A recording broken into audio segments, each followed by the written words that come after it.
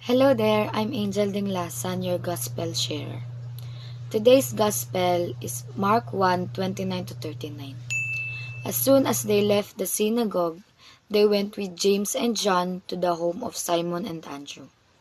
Simon's mother-in-law was in bed with a fever, and they immediately told Jesus about her.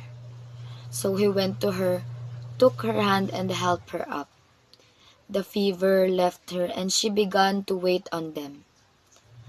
That evening after sunset and people brought to Jesus all the sick and demon-possessed. The whole town gathered at the door, and Jesus healed many who had various diseases. He also drove out many demons, but he would not let the demons speak because they knew who he was. Very early in the morning, while it was still dark, Jesus got up, left the house, and went off to a solitary place, where he prayed.